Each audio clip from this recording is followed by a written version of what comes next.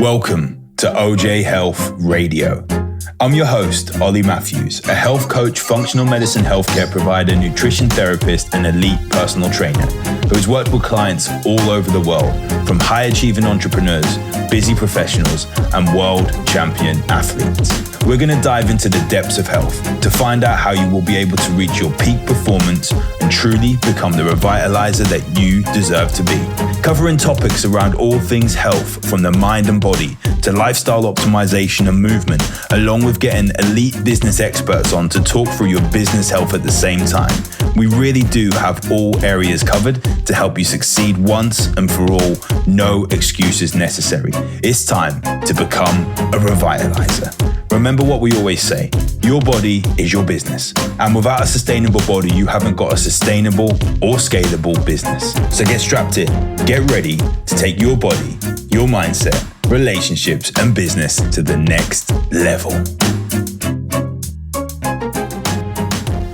Hey, welcome back once again. Got the microphone sorted out this time. Now, today's video, we're going to talk about TRT, or testosterone replacement therapy, which a lot of people seem to go to before they necessarily even need to do it. Now, I've spoken about HRT, which is more referred to as the female side of things, but TRT is hormone replacement therapy once again. And TRT, HRT, however we look at it, is used kind of for a form of anti-aging. And I get the reasons why people think that we need to go down this route or that the hormones are a problem, but usually the hormones are an end result, a result of signaling issues within the brain and anything like that. Now, I've got my notes here because I want to make sure that I go through the depths of what we really need to look at. But what is important to realize that this video is for entertainment purposes only. If you are going to go ahead and implement any of the things or dive deeper into the things in this video, then please consult a functional medicine doctor, a healthcare physician, or whoever you want to look at, a professional in the field to get your individual approach. If you want to come to me and have a chat with me, have a call, then please drop me a message and we can arrange that to have a look further into your individual situation. Now, as we said, the hormones are an end result. Usually there's something else going on before then, and most hormone problems that I see as a functional medicine doctor are things that are going on in our brain with regards to the control point, a thing called a hypothalamus, the central control area that signals the rest of the body in most areas and production of hormones. And disruption of these processes usually comes down to many different things. Things like toxin exposure, things like gut health issues, things like adrenal issues and stress issues that we are overly stressed in the environment that we're in, and also things like blood sugar dysregulation. Now, it's kind of backwards if we go to really attack the hormones first off, because yes, I've seen many people think they've been fixed with this, and then they get a few years down the line and those issues that have been happening, they've still got the toxin exposure. So their liver isn't functioning as effectively, or their gut isn't as effective as it could be, or they're still highly stressed, overtraining and all these sorts of things. So they get those issues happen once again. So in order to look at how we fix this, we need to look at how hormones are made. And the first thing, as I've mentioned, is the hypothalamus. Hopefully you can read my writing. Now, this is the central control port of the brain. Basically, this is where everything is going to take place. It's in the brain. And what happens here is we get neurotransmitters, like our central nervous system, our immune system, and our hormones around the body are going to signal the hypothalamus to spring into action. So if we look at nervous system, immune, can't spell, hormones. Now, these are going to input into the hypothalamus to say you need to release something called gonadotropin releasing hormone. So GnRH. Now, that sends a signal down to the pituitary gland.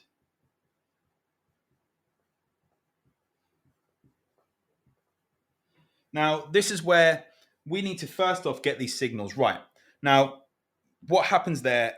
This pituitary gland gets the gonadotropin releasing hormone, the GRH, to send signals to say, we need to release luteinizing hormone or follicular stimulating hormone. If you've watched my menopause video, if you've watched my thyroid video, you will know this is coming into being an axis. And this is going to be the HPG axis, the hypothalamus pituitary gonad axis, which is actually going to go to the testes. Now, this releases FSH and LH, luteinizing hormone and follicular stimulating hormone. Now, when these get released, this will be sperm and a thing called spermatogenesis, which is basically going to release sperm within the body. And in the body, you know where it gets released. Luteinizing hormone releases or helps the production of testosterone. So first off, we can see if we've got issues here, we're going to potentially signal the wrong luteinizing hormone. Now, what we need to look at is cholesterol levels first off, because when they send the signals to the testes to produce testosterone or sperm, there are stored levels of cholesterol in here. Now, cholesterol gets demonized a hell of a lot. And when we look at cholesterol levels within clients, we see that potentially people now in their late 30s, in their 40s and 50s that have followed high levels of low-fat diets, or the media has said that cholesterol levels are bad, we can't have cholesterol, can only eat one egg a day and these sorts of things. We start to see problems in hormones as a result because they do not have the cholesterol. If they are not that stressed, then we should still be able to produce hormones with low cholesterol. But we do not need to be demonizing cholesterol. When we look at cholesterol, can't spell again, and it's involved in many different pathways. Like cholesterol comes down and makes a thing called pregnenolone. Then from there, pregnenolone is going to go one of two ways. We convert that into progesterone. And then progesterone will make, I'm not going to go into what these things do. I'm just going to pop them down here because it's not important to know exactly what these things do. It's important to know the processes to see where we may have deficiencies and why we need to look a little bit deeper. It will also look at cortisol production. Then pregnenolone could also go into DHEA production. If you've ever done a cortisol test or hormone test, you'll see cortisol and DHEA on there. Then that can actually go to androstenedione. So we'll pop the andro here because I really screwed up my actual methods here. Then that can convert into test, but it can also then convert into DHT, dihydrosterone testosterone, and that can then, testosterone could be made into estrogen.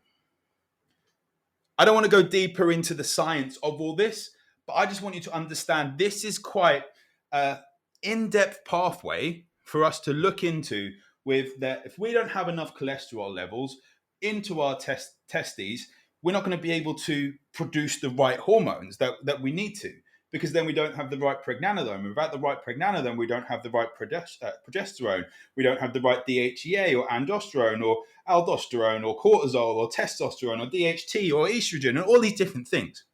Now, each of these pathways, they need different enzymes to work. So if we have deficiencies in these enzymes, we then have problems that we're going to then have issues with converting these different hormones from cholesterol.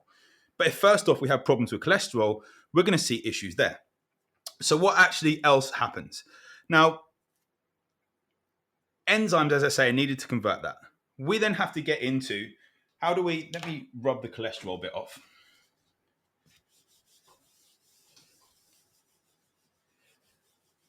Again, if you've watched the thyroid hormone video or the menopause video or anything like that, you will know that we have these little Uber-like taxi things called SHBG, sex hormone binding globulin. Now, what happens is when the testosterone is produced in the testes and we get the signal in and everything works well, that is free testosterone. Now, this can actually be used around the body, which we think is great. We have high free testosterone.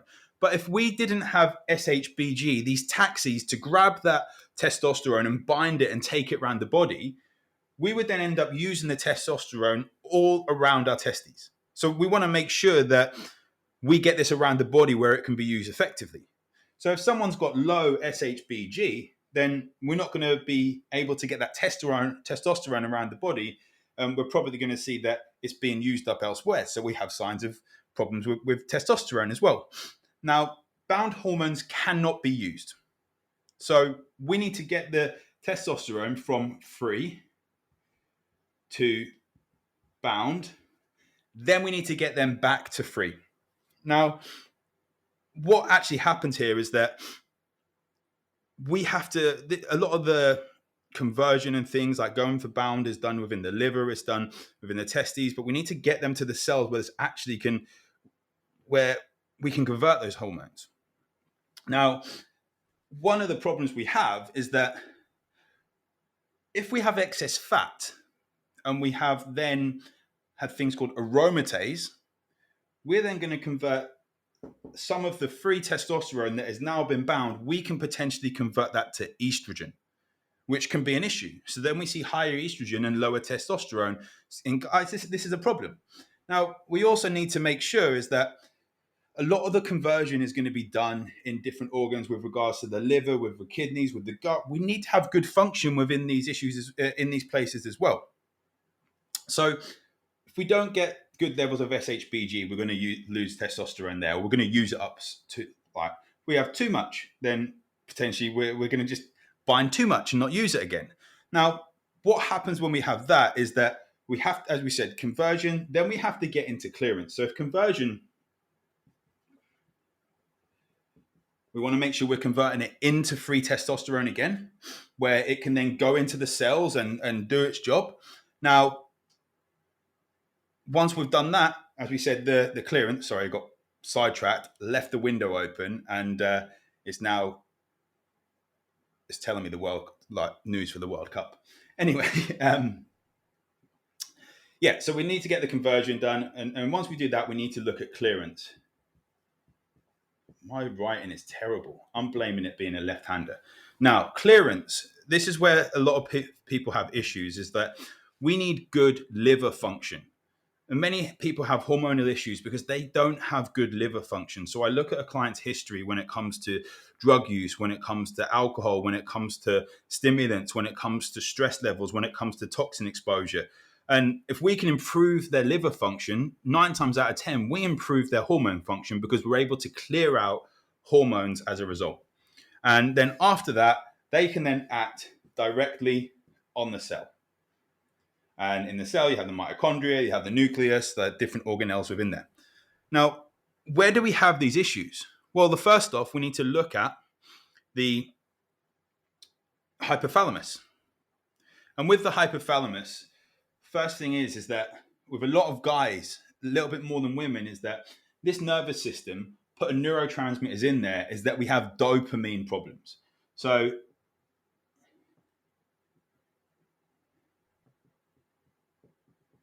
don't know if you can see that properly, but having dopamine issues becomes a massive problem, because if we don't have the right level of neurotransmitters going in there, we don't first get the signaling in there.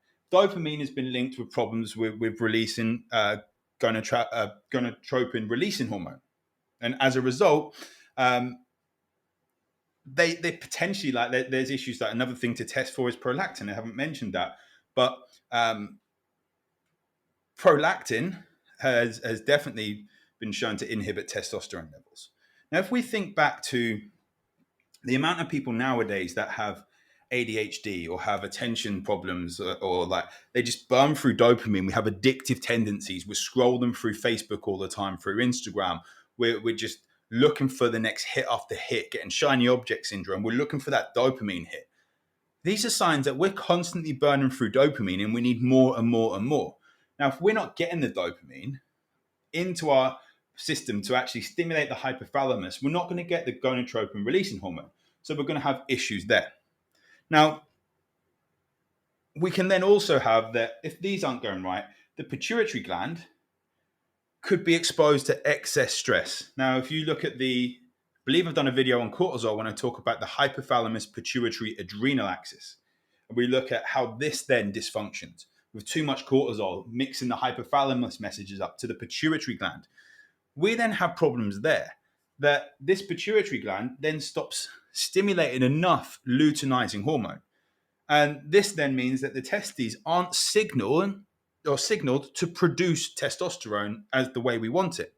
Now, this could be that pituitary issue. It could also be high levels of cortisol, as we mentioned. It could be the stress physiology within the body. It could be inflammation. They're all going to be big causes of this. And some things that we have nowadays is problems with sleep. If you're waking up through the night or if you've got poor circadian rhythm, this could be adding to this. One thing that people that train in general do not like to be told is that they're training too much. And I've seen that many, many times, including myself over the years. There were testosterone issues because they were stressed out from too much training. Then we look on the other hand is that people that don't train maybe think that they don't need to be training and they need to be training. We need to get that balance right when it comes to getting enough stress but not having too much. Now, we can have a look at if luteinizing hormone is showing up as too high, there could be a thing called LH resistance, luteinizing hormone resistance. And basically it's that the signaling isn't getting into the testes to stimulate the testosterone.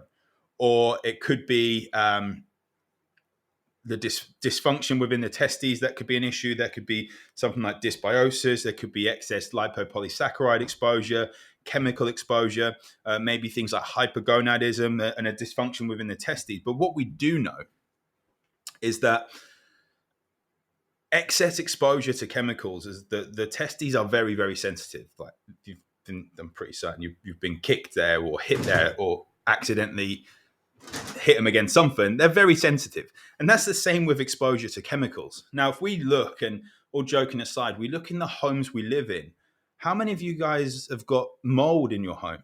How many of you guys have had candles which have so many chemicals in that we're burning these toxins into the air? Have you thought about the air quality that is in the home that you live in? Opening the windows, getting good airflow, getting air purifiers in there. Then we look at BPAs in the drinks that we have. We look at the plastic exposure for the bottles, the Tupperware, the things like that we have our food in. Then BPAs on receipts, all these different things. They're all going to be exposure to chemicals.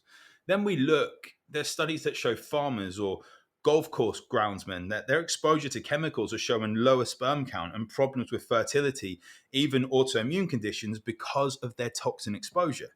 It's something that we don't want to underplay. These are definitely things that could be going on. As a result, testosterone issues become a massive result. Then we can look at the SHBG levels, the sex hormone binding globulin levels. Now, too high is meaning that there's going to be lowered free testosterone because we're going to be binding too much. Usually, the cause of this, hence why it's good to get a full blood panel, the cause of this is usually going to be high levels of estrogen. Now, why? Is it a signaling issue? Is it too much body fat? You'll probably find that it's harder to lose body fat when we have too much estrogen. Too low is basically meaning that the testosterone is being used too quickly and too freely around the testes. Now, usually that's due to high testosterone. So we need to look at why is it high testosterone? And why is it being used there, which is then showing up as problems with testosterone elsewhere in the body and getting symptoms of low testosterone? Now, there's also, as we said, the aromatase side of things can mean that there's too much conversion into other things, like estrogen, from aromatase, due to high body fat, due to chemical exposure, due to excess stress. And that's when people will have a hard time losing weight. The liver, as we've said, is a big function when we look at what could go wrong. So if someone's had high levels of alcohol, liver function, kidney function, detoxification processing, there's different phases of detoxification. And phase 1 and phase 2 is where we actually clear these toxins out. So we use these hormones and then we need to clear them out so we don't have excess buildup within the system. So we need to look at liver function. Now, I've seen people come to me with really low liver function, a history of alcohol use, a history of drug use. We've given it a few months of really lowering their stress. supporting their liver function first off. And this will take a few different protocols. And I'm not a functional medicine doctor that will just say you need to have protocol after protocol after protocol. We need to make sure the foundations are in place with nutrition, some basic supplementation, with movement, with circadian rhythm. Then we can look at protocols. You can look at testing and all these different things. But looking at protocols to help with liver function, I've seen people drastically change their hormonal status in 6 to 12 months. People that were literally about to go on TRT. I've had a woman come to me, going down the female side of things, whose doctor had said she was going through early menopause at 34 years old, look at improve her liver function, pulled back from training so much. She was literally like running most days, and we had to look into why, the psychology of it. She then was able to have another baby a few years later, and it is awesome. Like, not to do with me with that part, but she was able to really improve her health by looking at her liver function and look at her stress levels. So I would look at speaking to your practitioner about liver support as well. Then we look at the ability to get into the cell. There's a phospholipid bilayer around here, which is basically a fatty bilayer. Now, hormones are going to be, like, because cholesterol is fat soluble, it's going to be able to get in here, work on the nucleus, other organelles like ribosomes, with the mitochondria as well. So we need to have good cellular health. And this is where, if someone has perfectly fine bloods, like they have normal testosterone or this sort of stuff, but they still have symptomology of low testosterone, low sex drive, struggle to lose weight, low energy, low drive, or just motivation, this is where I'd look deeper at cellular health. Now, we know that the basis of a healthy body requires good cellular function. If we have good cellular function, we have good tissue function, we have good organs, we have good organ systems, which means we become good organisms and healthy human beings, which means healthy population and healthy communities. Now, this is where we need to look. We need to look at the gut health. Last bit on here. I've gone through a hell of a lot, and this is just showing how much of a geek I am. Gut health. We need a healthy gut to help with our hormone signaling and hormone conversion and things like that. We need to reduce